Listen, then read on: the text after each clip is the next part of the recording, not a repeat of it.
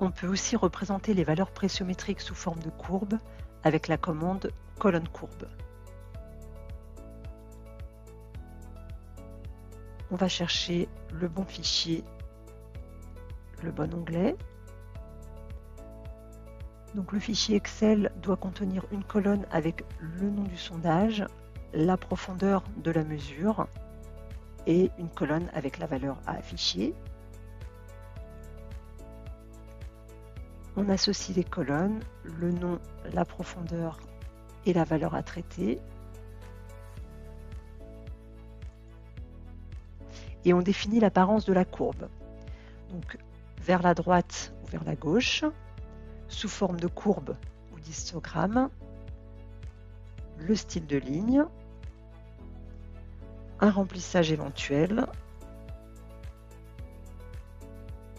le type d'échelle, linéaire ou logarithmique, les valeurs minimales et maximales pour circonscrire la courbe dans sa largeur ou accentuer certaines plages de valeurs.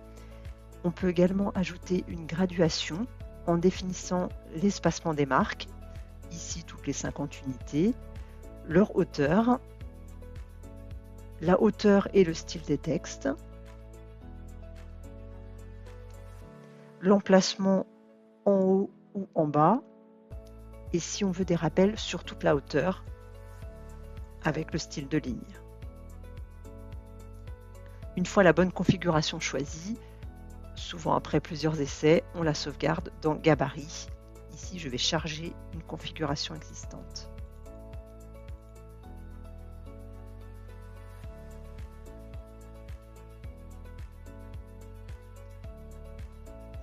On donne le préfixe,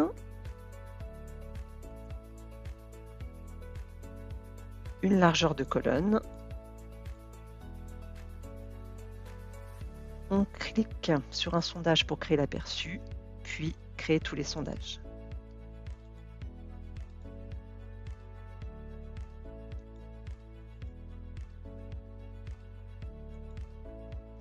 On aurait pu aussi représenter les valeurs EM avec une courbe en histogramme, comme ici.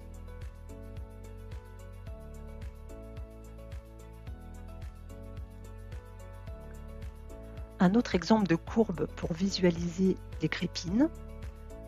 On va dans colonne courbe.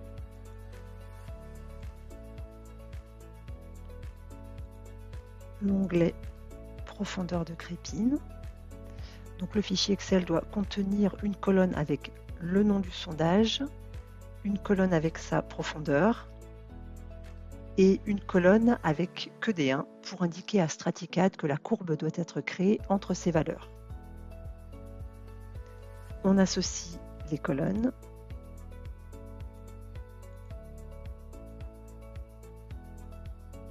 Et on définit l'apparence de la courbe où ici, on va chercher un gabarit préalablement déterminé.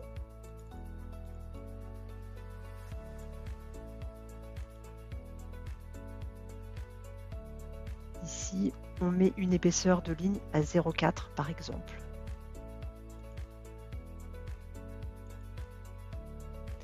On définit une largeur de colonne à 0 pour que la polyligne soit centrée sur son axe.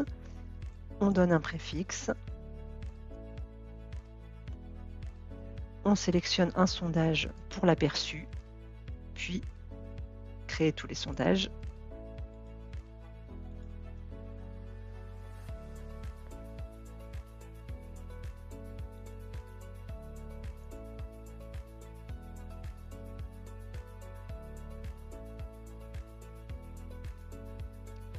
Pour insérer des symboles, pour représenter un niveau de nappe par exemple, on peut utiliser la commande colonne de symboles.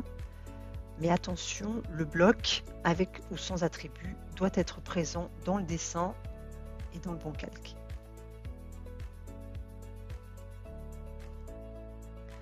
On va chercher le bon fichier et le bon onglet. Le fichier Excel doit contenir une colonne avec le nom du sondage, une colonne avec la profondeur de la mesure et une colonne avec le nom du symbole à insérer. On associe les colonnes, avec le code de bloc.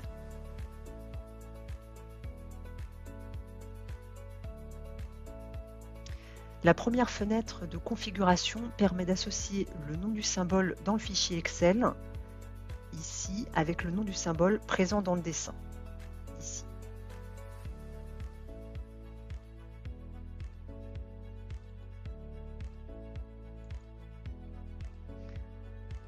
À mettre dans le bon calque. On peut sauvegarder cette configuration dans Gabarit d'association comme d'habitude. La deuxième fenêtre de configuration permet d'afficher les attributs, par exemple, comme le niveau d'eau ou la date du relevé. Ici, on n'affiche pas ces informations.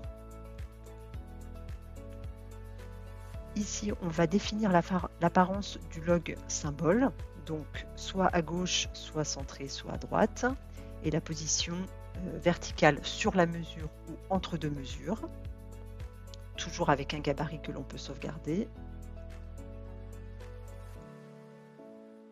On donne un préfixe, une largeur de colonne.